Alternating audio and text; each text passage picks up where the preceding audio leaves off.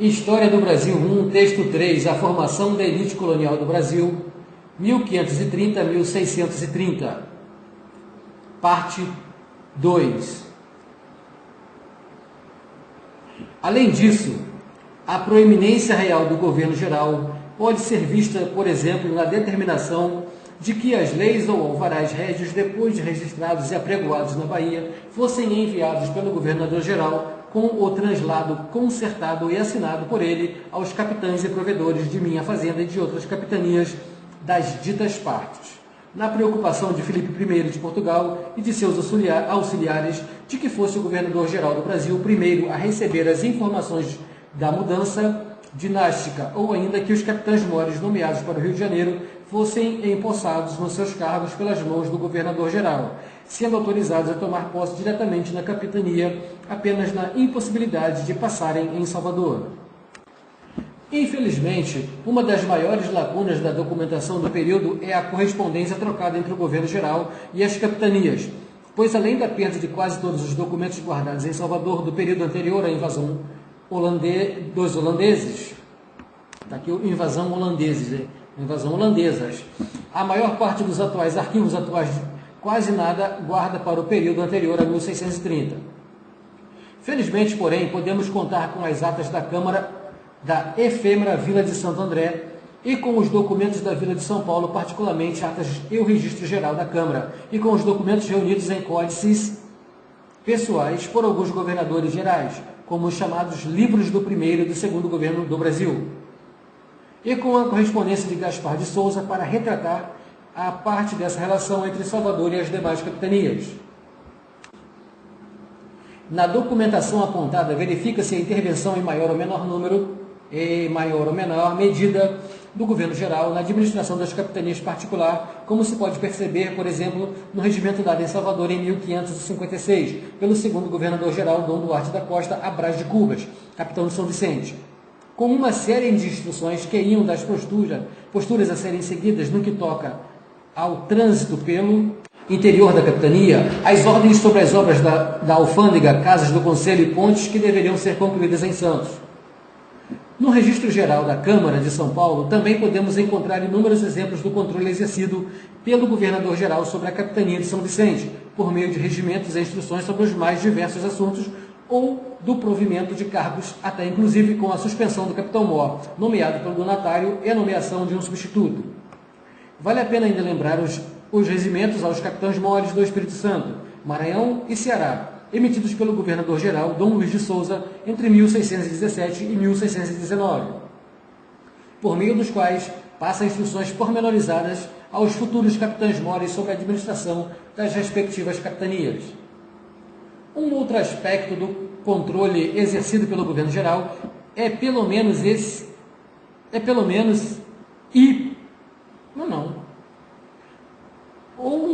outro aspecto do controle exercido pelo governo geral pelo menos esse é o objetivo, sobre o movimento dos moradores que, desde as entradas ao sertão até as possibilidades de intercâmbio com os indígenas do Brasil, deveriam contar com a autorização do governador-geral ou do capitão-mor da capitania, medidas que visavam impedir que as ações isoladas acabassem provocando maiores conflitos com os nativos e ainda acabar com o descontrole que reinava ao longo da costa.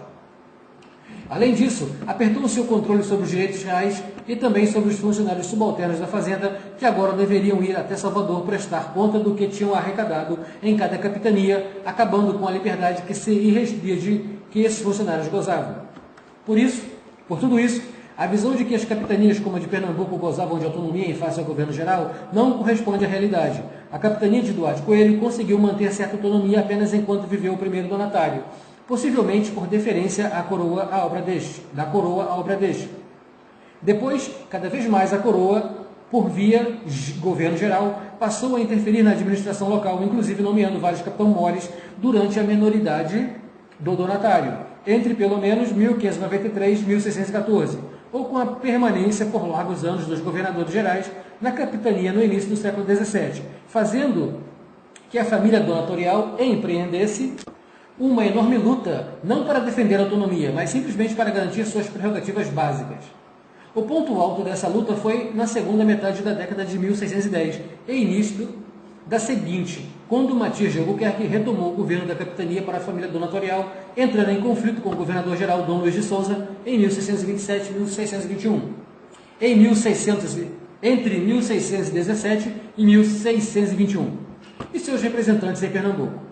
O conflito chegou ao rei, que, em carta ao governador-geral, avisava: vi o que me avisaste sobre Matias de Albuquerque, e demais de o mandar advertir da obrigação que tem de obedecer às ordens que lhe derdes, e convosco correspondência devida ao lugar que ocupais, de que não o cumprindo, assim o lhe mandarei estranhar com demonstração, mandando repor ao estado inicial todas as inovações que fossem contra a jurisdição real.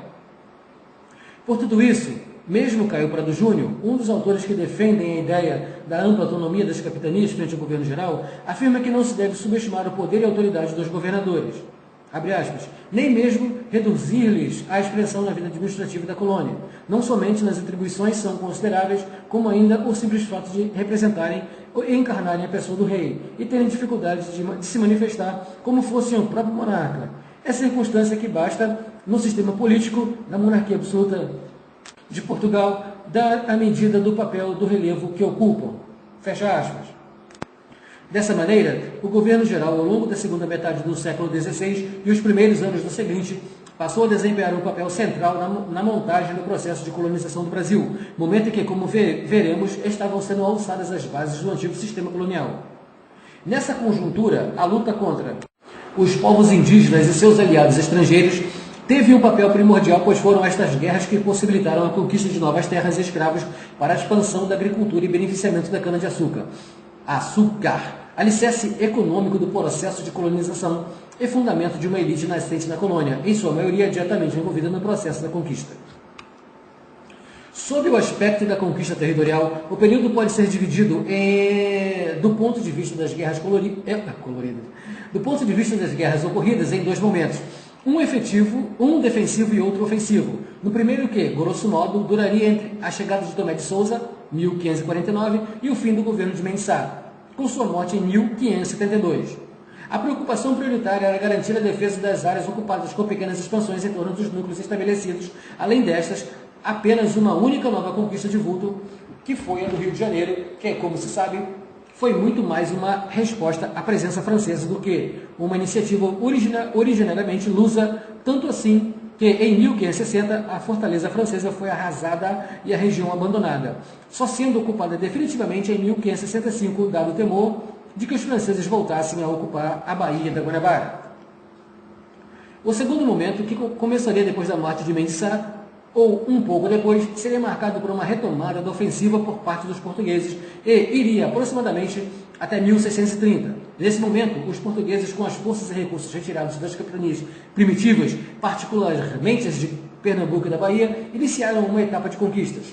Paraíba, em 1584, Sergipe, em 1587, Rio Grande, em 1598, Ceará, entre 1603 e 1613, Maranhão, entre 1612 e 1615, e Pará, em 1616, consolidando assim a fachada atlântica e ampliando em muito a área ocupada.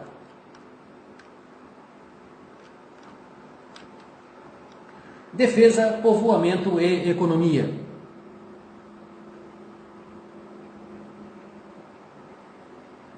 A ausência na América de circuitos comerciais estabelecidos, ao contrário do que ocorria no Oriente, impediu que os portugueses ficassem restritos à esfera de circulação, obrigando-os a assumir a responsabilidade direta pela produção dos gêneros de interesse ao comércio europeu.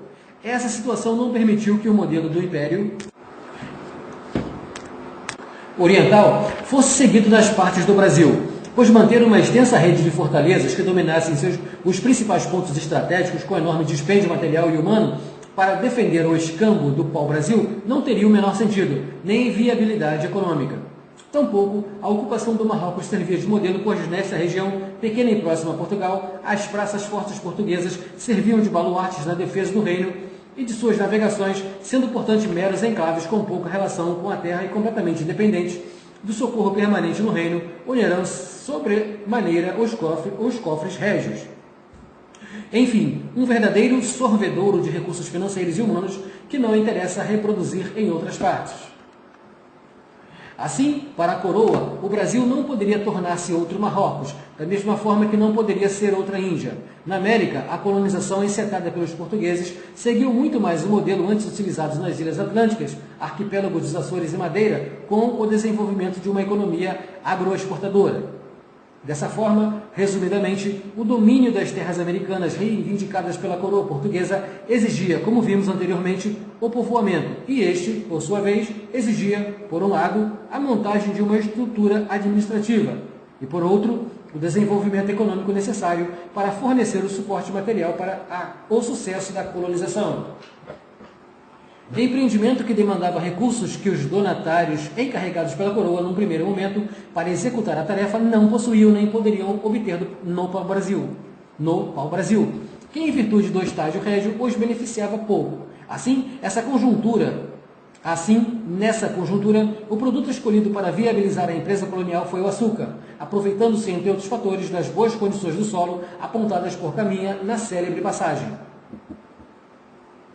A escolha não causa surpresa, pois o açúcar passava por uma fase de grande prosperidade, com os preços em alta e a ampliação dos mercados capazes de absorver o crescimento da produção. Além disso, a experiência acumulada pelos portugueses, particularmente na Ilha da Madeira desde o século XV, facilitava a transposição dos conhecimentos técnicos necessários e o acesso aos circuitos comerciais já estabelecidos.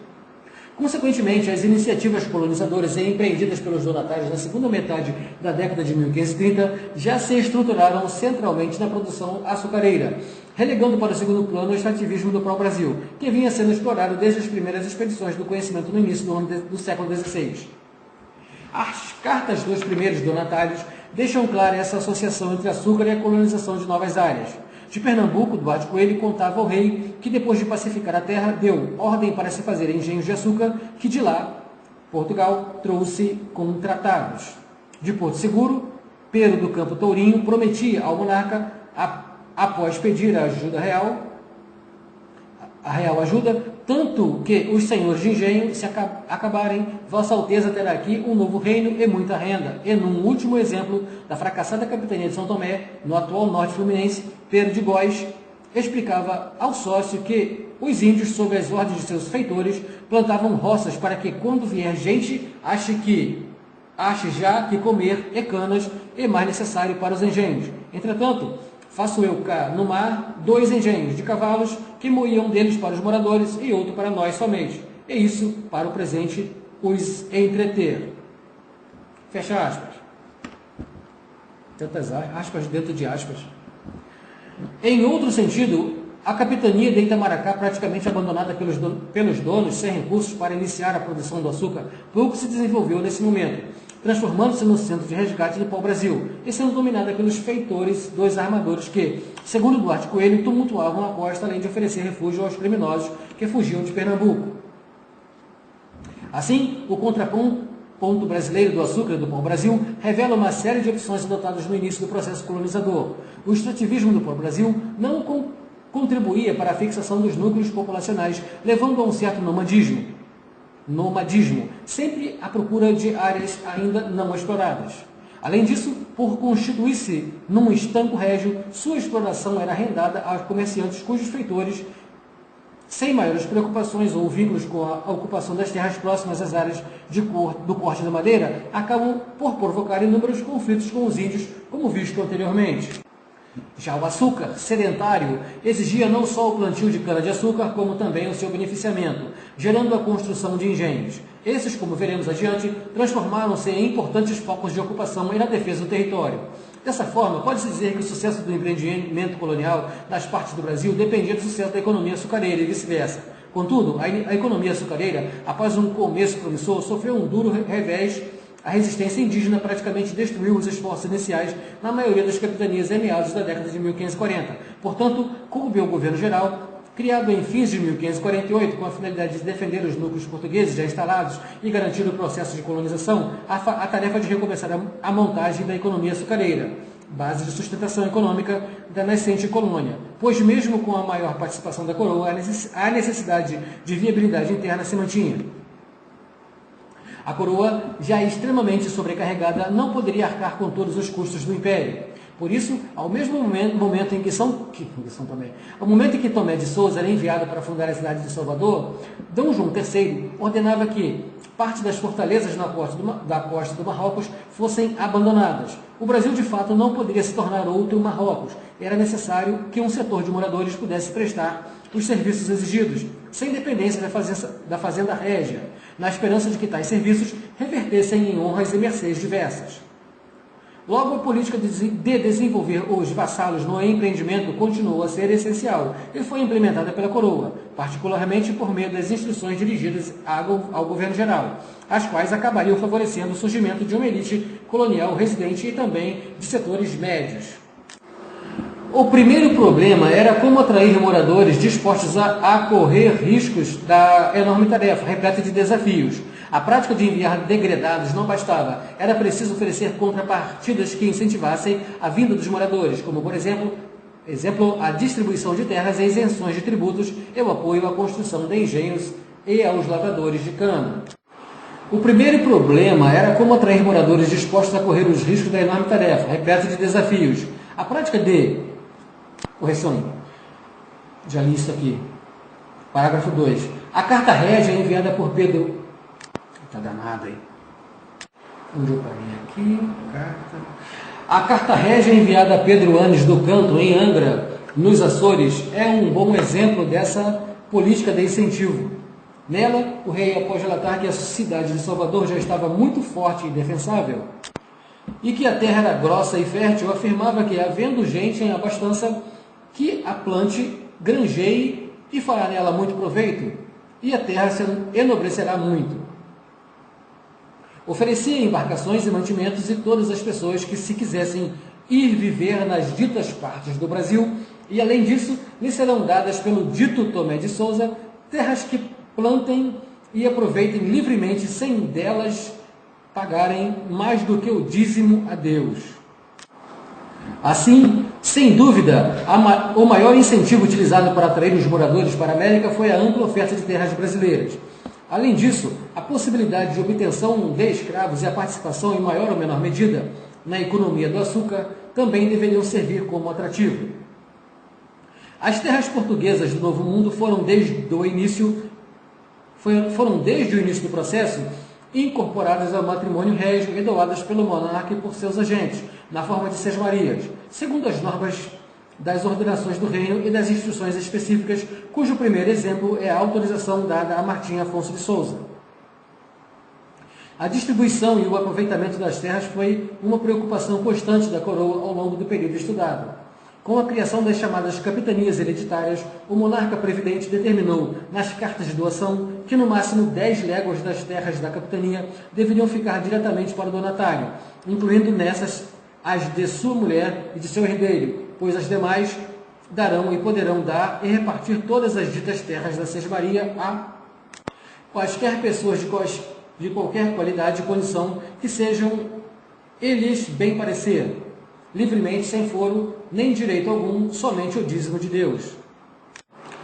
Nesses primeiros momentos, as terras foram distribuídas com relativa facilidade e os mais variados tamanhos aos dispostos a aproveitá-las, como Dom João III ordenava a Tomé de Souza. Dareis da sesmaria as terras, as pessoas que vô-las pedirem, que queiram ir povoar e aproveitar, de acordo com a capacidade de cada um. Pois, como alertava o monarca ao mesmo governador, não dareis a cada pessoa mais terra do que aquela que, boamente, segundo suas possibilidades, vos parecer que poderá aproveitar. Recorrentemente, a coroa voltava ao assunto, relembrando ao governador, aos capitães-mores, a importância de distribuir as terras aos novos moradores, particularmente aos que fossem com a família, e também que estes cobrassem dos agraciados, obrigando aos que tiverem terras de sesmarias que as cultivem e povoem. O rei era taxativo. As terras não aproveitadas deveriam ser redistribuídas, pois aos que as não cumprirem as obrigações se tirarão e darão a quem as cultive e povoe, o que efetivamente ocorreu em não poucas ocasiões. Cristóvão de Barros, o terceiro capitão-mor do Rio de Janeiro e primeiro nomeado pela coroa em 1570, trazia um alvará para redistribuir as terras já dadas que não fossem aproveitadas no prazo de um ano, pois o rei reclamava do fato de todas as terras que estão à roda da cidade de São Sebastião, da dita capitania, serem dadas a pessoas que vivem e são moradoras em outras capitanias, sem as terem aproveitadas nem beneficiadas como são obrigadas. Em casos extremos, como no Rio Grande, atual Rio Grande do Norte, no início do século XVII, a coroa chegou mesmo a determinar uma nova redistribuição de terras de toda a capitania, por entender que grande parte delas não tinha sido aproveitada e também por não concordar com a divisão feita, pois das palavras do monarca constatou-se muito exorbitantemente em quantidade de terras a repartição que delas fez Jerônimo de Albuquerque a seus filhos e demais, se não terem nelas feito benfeitoria. No início, as terras foram distribuídas com poucas exigências, pagamentos apenas do dízimo e aproveitamento dessas no prazo estipulado. Cabia, contudo, aos agentes da coroa, donatários ou funcionários régios, dar as terras segundo as possibilidades de cada um e aproveitá-las. E possibilidade aqui era, antes de tudo, a possibilidade de conseguir mão de obra para beneficiar as terras dadas em extensões inimagináveis em Portugal. Daí, como nos conta Gandavo, a primeira preocupação dos novos moradores era a obtenção de escravos que permitissem o aproveitamento das terras no tempo exigido. Além dessas exigências, o regimento de Tomé de Souza estipulava outras que não figuravam nas cartas de doação das capitanias. Dessas, as mais importantes eram que os agraciados não poderiam vender ou repassar de outra forma as terras recebidas pelo prazo de 3 anos e que deveriam residir na capitania. Além disso, em caráter excepcional, por 5 anos não poderiam ser dadas as terras aos moradores de outras capitanias. A última medida, que tinha uma finalidade evidente, evitar um êxodo dos moradores das demais capitanias para a da Bahia, a única então sob controle régio, já a anterior parece ter sido motivada pelo correio da coroa, motivada pelo receio da coroa de que a maior parte das terras distribuídas acabassem nas mãos das pessoas que não se dispusessem a ir pessoalmente para as novas terras, pois era evidente que as pessoas detinham de antemão cabedais suficientes para montar engenhos ou para desenvolver outras atividades econômicas, de modo a dificilmente iriam para uma colônia recém-criada com todos os perigos de serem enfrentados, não colaborando, portanto, com o povoamento e, consequentemente, com a defesa. Dentro desta lógica, era preciso evitar, ou pelo menos limitar, o absenteísmo, atraindo, ao contrário, homens de variados recursos ou facilitando que estes obrigassem as condições necessárias para poderem assumir as tarefas exigidas, comprometendo-os dessa maneira com a empresa colonial. Daí a adoção inicialmente de medidas que favorecessem os residentes em detrimento dos absenteístas, como, por exemplo, a restrição das doações de terra ou a isenção dos tributos sobre os produtos coloniais levados ao reino diretamente pelos moradores das novas terras. Evidentemente que tanto a limitação do tamanho das terras dadas segundo a possibilidade de cada um, como a exigência de residir na capitania, não foram seguidas à risca. A própria coroa era a primeira a desrespeitar as regras, fazendo concessões gigantescas a importantes figuras do reino, como, por exemplo, a Miguel de Moura, secretário do rei, que, por previsão de 1573, recebia a mercê de 12 léguas de terras, juntas ou apartadas na Bahia. Tamanha doação causou dificuldades, pois, como atestou o escrivão da alfândega Francisco de Araújo a Cristóvão Brandão, procurador de Miguel de Moura, as terras de toda a costa desta Bahia e rios e recôncavos dela já eram dadas, o que obrigou a uma busca de áreas dadas, mas não aproveitadas, permitindo assim que pelo menos parte da doação fosse efetivada. Os governadores gerais também não se furtavam de fazer largas concessões a não residentes na Bahia. Tomé de Souza, por exemplo, segundo Gabriel Soares de Souza, concedeu as terras das ilhas Itaparica e Itamarandiva ao controle da Castanheira, de quem era protegido, que aliás já possuía ou viria a possuir outra sesmaria ao norte na cidade de Salvador. A doação das ilhas seria depois confirmada pelo rei na forma de uma mini-capitania em 1558, ao que veio com embargos. A Câmara da cidade de Salvador, sobre o que contendem há mais de 30 anos, lhe impediu sempre a jurisdição, sem até agora se averiguar essa causa. Outro aspecto do incentivo foi a ampla isenção de tributos e taxas concedidos aos povoadores e moradores, já nos forais dados às chamadas capitanias hereditárias ao longo da década de 1530. Durante muito tempo, o único tributo cobrado das partes do Brasil era o dízimo. Além disso, os produtos enviados pelos moradores diretamente ao reino apenas pagariam a cisa, ao contrário dos enviados por mercadores que pagariam também a dízima nas alfândegas de Portugal. Tal isenção de tributos, contudo, não era válida aos proprietários de fazenda ou engenhos que residissem em Portugal ou no estrangeiro. Esse incentivo especial aos moradores, em detrimento dos absenteístas, foi a princípio respeitado, como atesta a sentença proferida em 1557. Já da querela judicial que declarou que importantes figuras como Jorge de Figueiredo, Fernão Álvares de Andrade, Lucas Giraldes e Mendes Sá não podiam ser considerados moradores nem povoadores do Brasil, nem poderiam gozar no foral dele, ou seja, não podiam se beneficiar das isenções. Contudo, pouco tempo depois, em 1560, as isenções dadas aos moradores foram entendidas também aos que possuíssem engenhos do Brasil, embora continuassem a morar no reino. Além das medidas de fomento à colonização em geral, a coroa buscou também impulsionar especificamente a economia açucareira, com incentivos e isenções. Nesse sentido, 3 medidas se destacam: a construção de engenhos reais nas capitanias da coroa, a isenção do dízimo por 10 anos para os engenhos que foram construídos ou reedificados e a intervenção para os engenhos destruídos, para que os engenhos destruídos fossem reativados. Atestando a compreensão da coroa da importância do açúcar para o desenvolvimento da colônia, o rei informava ao governador-geral, Dom Duarte da Costa, que a gente se aproveitasse e a terra se enobrecesse, e querendo nisso prover pelo muito que importa o bem comum, proveito do povo.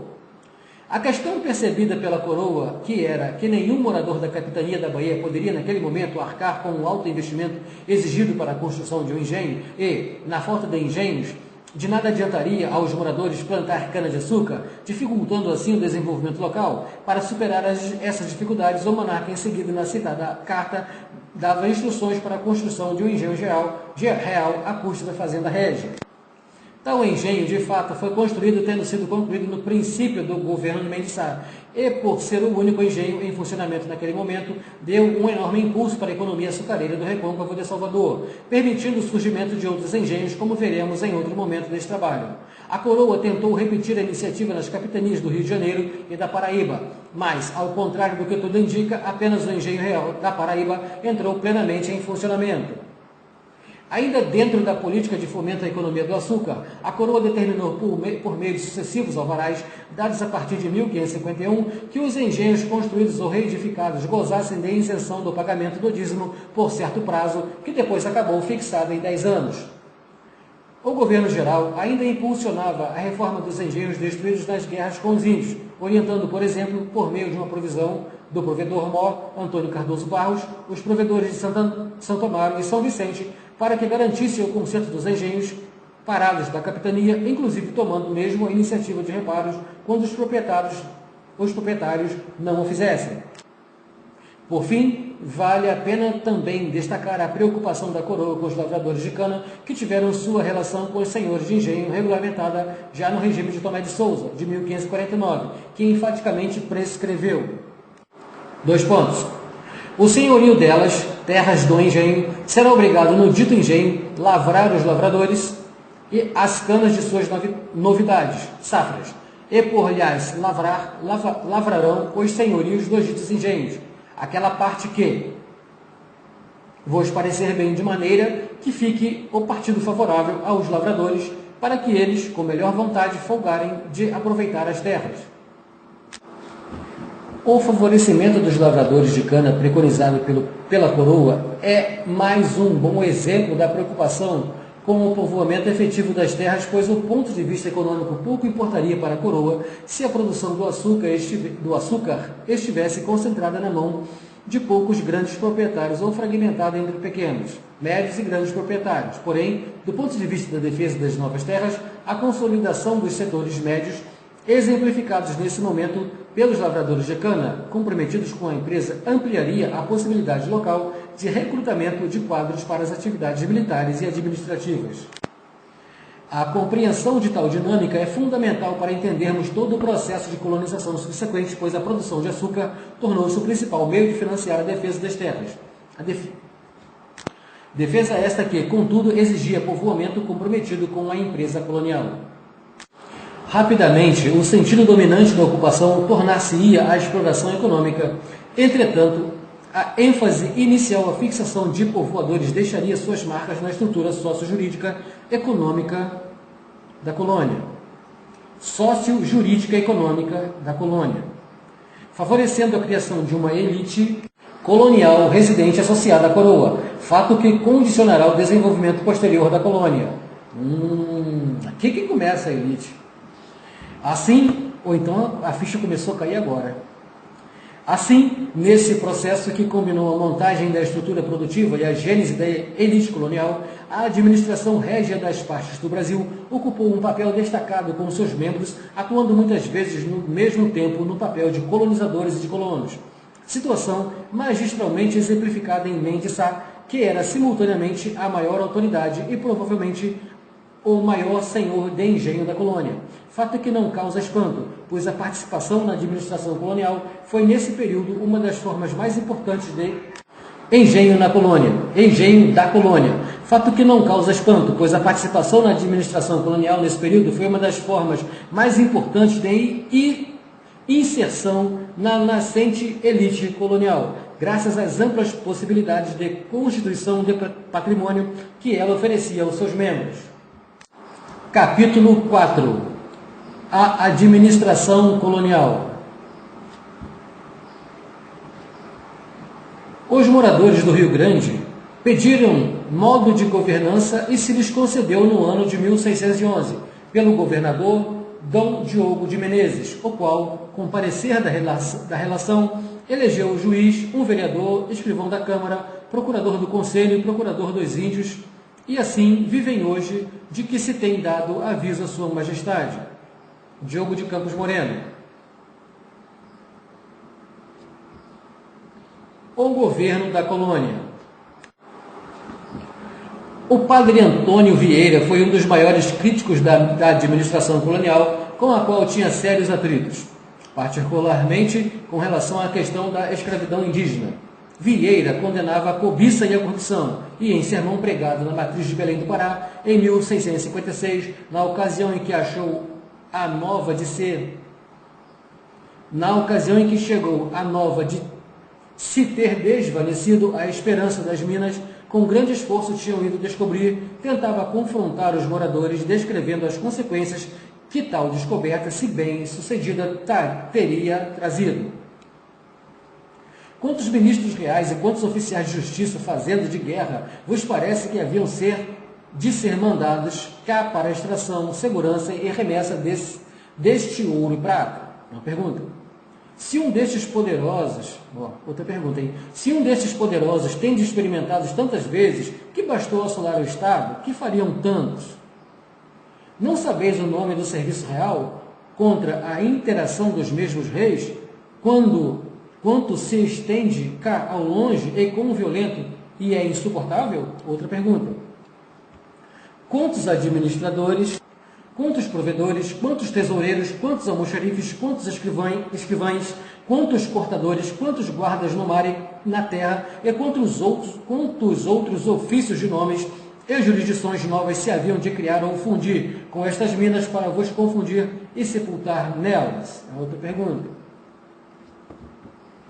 Dessa forma, para Vieira, os moradores do Pará teriam melhor vida sem as minas, evitando que toda aquela máquina administrativa caísse sobre eles, e que seus escravos, animais e canoas fossem requisitados para o serviço das mesmas, bem como os mantimentos fossem desviados para o mesmo fim, arruinando os moradores que não poderiam aproveitar das riquezas descobertas, transformados em feitores e não mais senhores de suas fazendas. O padre Vieira também não poupava palavras contra a corrupção do funcionalismo colonial ano antes, em 1655, em outro sermão pregado na Misericórdia de Lisboa, intitulado significativamente do Bom Ladrão. O grande orador nos conta que, encomendou el-rei D. João III a Francisco Xavier o informasse do estado da Índia. e que o santo escreveu de lá, sem nomear ofício nem pessoas, foi que o verbo rapio na Índia se conjugava por todos os modos. O que eu posso acrescentar pela experiência que tenho é que não só do Cabo da Boa Esperança para lá, mas também das partes da quem se usa igualmente a mesma conjugação. E ainda explicava numa passagem antológica que os gramáticos furtam pelos vários modos: indicativo, imperativo, mandativo, optativo, conjuntivo, potencial, permissivo e infinitivo. E também por todas as pessoas do verbo e ainda por todos os tempos: pretérito, presente e futuro. Vai ter ladrão, hein? Risos à parte. Vamos lá. As duas longas citações do padre Antônio Vieira, somadas à denúncia de devassas e inquéritos conhecidos, parecem dar razão ao severo julgamento que nos apresenta Caio Prado Júnior, após uma desenvolvida descrição da estrutura administrativa colonial. Na mais conhecida análise sobre o tema, para o autor de Formação do Brasil Contemporâneo, de alto a baixo da escala administrativa, as raras exceções, é a mais grosseira imortalidade e corrupção que domina desbragadamente. A severidade de Caio Prado Júnior, porém, não se restringia ao plano da moralidade. Para ele, a administração colonial era uma monstruosa, emperrada e ineficiente máquina burocrática. A segunda parte da crítica de Caio Prado Júnior, contudo, não encontra o mesmo eco nos cronistas ou na documentação do período aqui estudado, inclusive nos documentos mais contundentes sobre a administração colonial. A ideia de ineficiência não parece. É o caso do relatório redigido em fins do século XVI pelo licenciado Domingos de Abreu e Brito, no qual são apontadas inúmeras irregularidades, notadamente no que toca aos interesses da Fazenda Real, mas cuja ideia subjacente é que tais problemas eram decorrentes do mau procedimento dos oficiais régios, salvo um ou outro pormenor.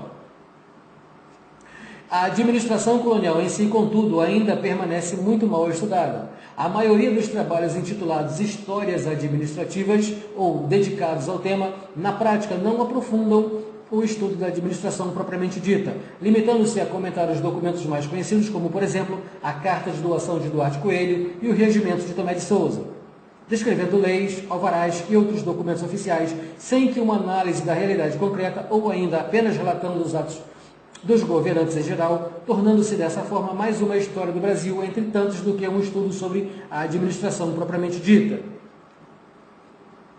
Nesse sentido, são poucos os estudos específicos sobre determinados órgãos ou ramos da administração, bem como obras de síntese que nos deem uma visão geral de sua estrutura. Nesse caso, destaca-se o livro Fiscais e Meirinhos, coordenado por Graça Salgado, resultado de um projeto do Arquivo Nacional que procurava compreender a administração para permitir uma melhor organização do acervo documental da instituição. Mais do que um estudo propriamente dito da administração colonial, tal obra é centralmente um arrolamento sistemático dos cargos da administração, elencando suas atribuições e o período que existiram, a partir basicamente da legislação portuguesa então vigente dos regimentos dos diversos cargos, acabou por cair num certo esquematismo, dando aparente racionalidade moderna à administração, como se pode perceber pelos organogramas apresentados, que uma ou outra afirmação em contrário nos textos introdutórios não consegue apagar. A dificuldade em se aprofundar os estudos sobre a administração colonial decorre particularmente para o período anterior à segunda metade do século XVIII, da falta de documentação apropriada, já que grande parte dos documentos elaborados pelos diversos níveis da administração simplesmente se perdeu por motivos os mais variados, impedindo a maior compreensão do seu funcionamento, em especial no que toca à relação entre as várias instâncias administrativas por tantos anos como por áreas, bem como do funcionamento interno dos diversos órgãos dos variados níveis de governo. A análise apresentada na Formação do Brasil Contemporâneo continua sendo uma referência. Caio Prado Júnior tem razão quando aponta aos olhos de hoje a confusão do sistema administrativo português. Afinal, como ele próprio diz, a administração colonial nada ou muito pouco apresenta daquela uniformidade e simetria que estamos hoje habituados a ver nas administrações contemporâneas. Encontrar-se-á, ao contrário, um amontoado que nos parecerá inteiramente desconexo de determinações particulares e casuísticas, de regras que se acrescem umas às outras, sem obedecerem a plano algum de conjunto. Competências, jurisdições e hierarquias mal definidas, ausência de especialização e de divisão de poderes são elementos que provocam muitas vezes o choque entre as diversas autoridades e a dificuldade na execução das ordens régias, o que nos obrigaria, ainda segundo as ideias do autor, a fazer tábua rasa das noções atualmente correntes sobre a administração pública para poder entender a administração colonial, evitando assim análises anacrônicas. O pecado que ele próprio não deixou de cometer. Tal posição sobre a administração colonial não deve, contudo, ser desprezada, pois, deixando de lado os juízos de valor, continua sendo excelente como ponto de partida. Caio Prado Júnior indica uma série de elementos da administração colonial que, ao destoar das normas administrativas contemporâneas, dificultam em muito nossa compreensão. Como, por exemplo, o fato de órgãos e funções existentes em certos locais faltarem em outros e ainda a distribuição de funções e competências diferentes das anteriormente em vigor. Daí que Caio Prado Júnior tenha razão, por exemplo, quando registra que orientar-se nesse caos imenso de leis é tarefa árdua, pois, como explica em seguida, os delegados do poder recebem muitas vezes instruções especiais, inclusive em simples correspondência epistolar, que fazem lei e frequentemente estabelecem normas originais. Como resultado, as leis não só não eram uniformemente aplicadas no tempo e no espaço, como frequentemente se desprezavam inteiramente, havendo sempre, caso fosse necessário, um ou outro motivo justificado para a desobediência. Por isso, a relação entre o que lemos nos textos legais e o que efetivamente se pratica é muitas vezes remota e vaga, senão redondamente contraditória. Esse sistema, ainda para Caio Prado Júnior, seria reflexo e que a atitude de desconfiança generalizada da coroa assume com relação a todos os seus agentes. Todavia, o próprio autor afirma não subestimar o poder e a autoridade dos governadores, afinal, suas atribuições são consideráveis. Essa interpretação de Caio Prado Júnior costuma ser contraposta à de Raimundo Faoro, como fez Laura de Mello e Souza no seu livro Desclassificados do Ouro. Para a autora, enquanto Caio Prado Júnior destaca a irracionalidade do sistema administrativo, Faoro segue a linha oposta, destacando a racionalidade. Se Caio Prado Júnior vê a irracionalidade na confusão da administração colonial, fato que Faoro também aponta, este vê a racionalidade a partir do uso que a monarquia patrimonial faz dessa administração para transferir a ordem estamental portuguesa para a colônia. Portanto, ambas as visões podem ser proveitosamente confrontadas.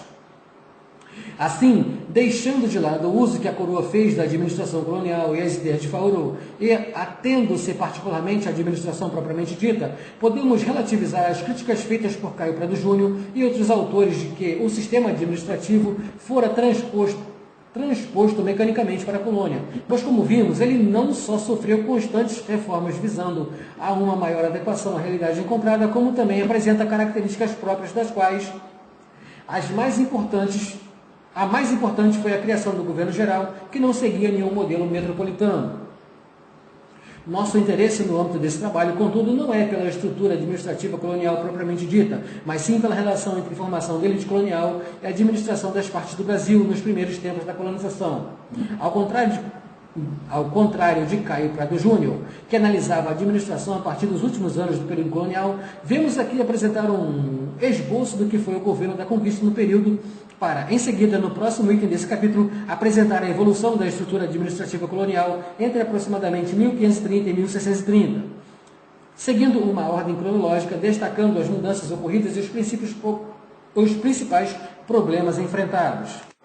Sistematizando a estrutura administrativa colonial, podemos dividi-la do ponto de vista espacial em 3 níveis ou esferas de atuação: a inferior, o local nas vilas e cidades; a intermediária nas capitanias e uma superior, abarcando as partes do Brasil unitariamente ou divididas.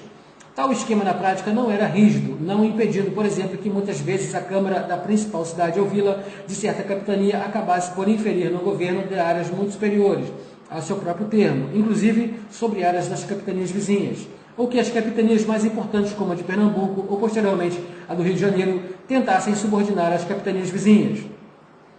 Já do ponto de vista funcional, podemos dividir a estrutura administrativa em grandes ramos ou áreas básicas da administração, a saber, o governo propriamente dito, ou como diríamos hoje, o executivo da fazenda, a justiça, a milícia ou a defesa e a igreja. A estrutura administrativa responsável pela fazenda era controlada, tanto no nível das capitanias como em seu conjunto, pela coroa. Para tanto, foi montado todo um aparato que contava com o provedor-mor no topo, auxiliado pelo tesoureiro e pelo contador e seus escrivães, até os provedores, feitores e almoxarifes e seus subordinados nas diversas capitanias. A justiça, para além das atribuições das câmaras com seus juízes ordinários, contava com um ouvidor em cada capitania, indicado pelo donatário ou pela coroa, conforme o caso, e acima de todos, o ouvidor geral. Com o desenvolvimento da colônia, o monarca ampliou essa estrutura, criando o Tribunal da Relação, instância superior que, funcionando nas partes do Brasil, deveria dispensar os recursos a Lisboa na maior parte dos casos, mas que no período não conseguiu se afirmar.